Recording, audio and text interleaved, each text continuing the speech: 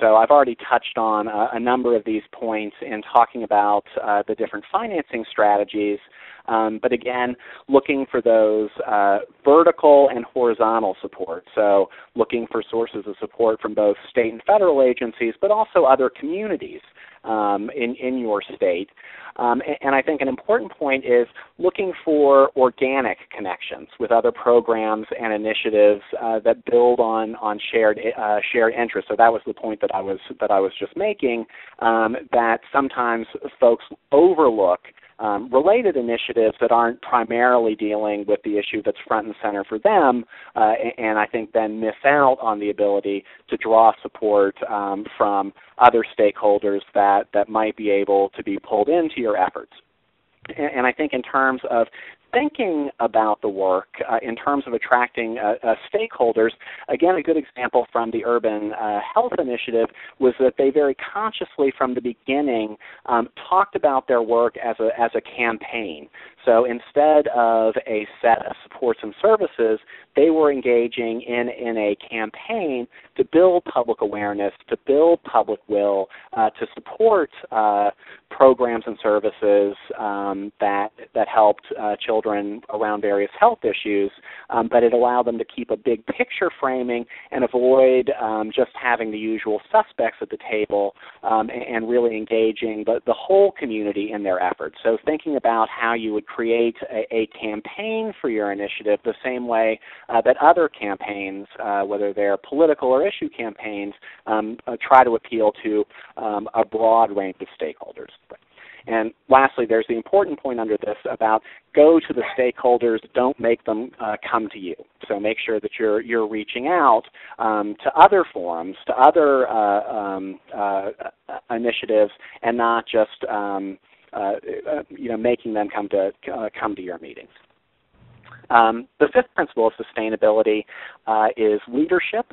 And obviously that's critically important, and we've touched on some of these specific points talking about the financing strategies, but again, identifying and recruiting future leaders, strategically engaging in the electoral process, so doing things like holding candidate forums, and also remembering to develop connections with stakeholders who are on the front lines and in the middle level of organizations. I think, again, sometimes there's a tendency to just try to have the top-level executives around a table, but you also need those mid-level folks who are probably going to be there for the long term, who know things about the minutia of how different programs and services are funded and know those nitty-gritty details that you need to do things like blending and braiding or negotiating memorandums of understanding.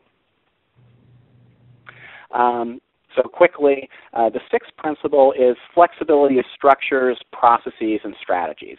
And again, sometimes there's a tendency to go through your strategic planning process up front and then just focus on implementation. So making sure that you're building in opportunities to review and renew your work so your structures, processes, and strategies can adapt to any changes that have happened. So some initiatives hold yearly community summits where they convene a broad range of stakeholders to revisit their results, and so that way you re-energize your efforts, you reach out to new stakeholders, but you also consciously build in opportunities to make the changes necessary to adapt to whatever shifts have happened in your environment that are affecting the initiative.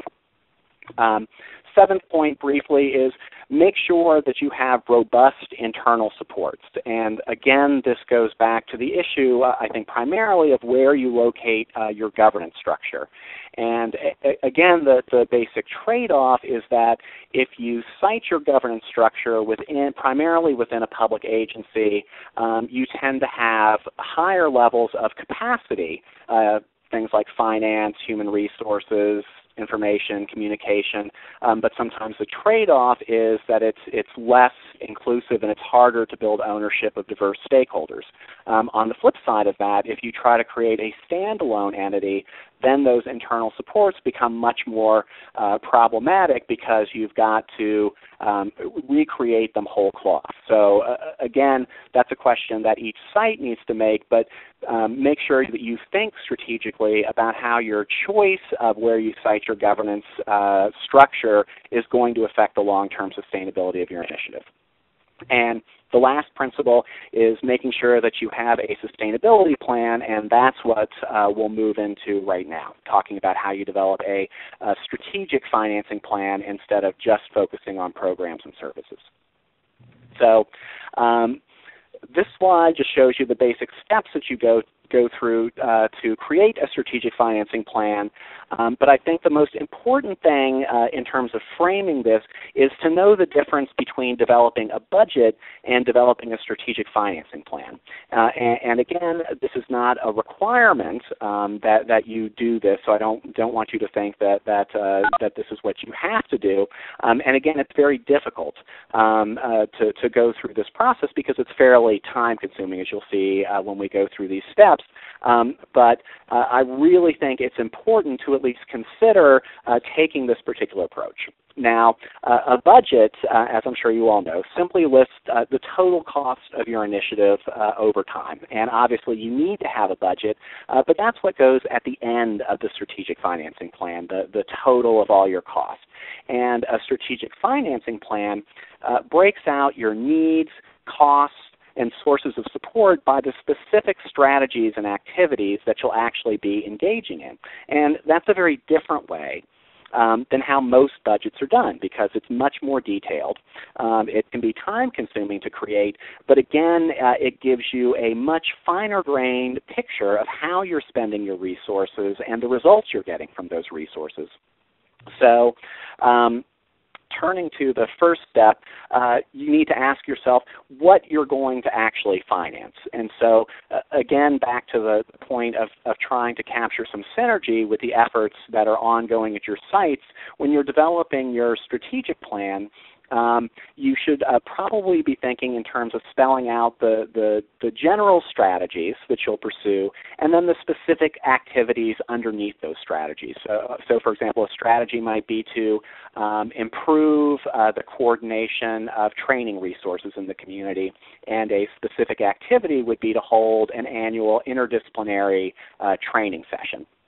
And so for each of those specific activities, what you would do is, first of all, figure out what you need to finance. So the bullets give you some examples of questions that you would ask. So the number of clients or amount of service, at what scale, over how much time. So you're really getting down into the details of what it is you're going to do. The second stage is then to define what resources you need. And again, this is the startup cost, the operating costs, the supporting costs. So you're thinking about not just initially, but 2 and 3 years down the line, and you try to get as specific as possible in terms of what you actually need to implement each activity. The third step is then to identify what resources you have. So again, this would be a place where your fiscal map would be useful, or some of the other resources that I'll provide that identify different funding streams. But it's also important, again, to identify all your sources of in-kind support, because that's often critical to these types of collaborative initiatives. Any restrictions on other sources of revenue that you're trying to access, and also thinking about over what time your resources are available. So that's back to the initial point about taking a strategic financing perspective, making sure you're aligning your revenues and your sources of support strategically so you don't run out sort of partway through the program or initiative, and you're maximizing the resources that you do have. The fourth step then is, once you've identified all your costs and all your resources, you're much better able to identify the gaps that you have. And again, it's important to do this not just for the initial work that you'll be doing in the next year, but over the next 2 or 3 years, so you can identify any medium or longer term gaps. And again, reviewing when different funding sources are going to run out so you can better plan for the medium term and the long term.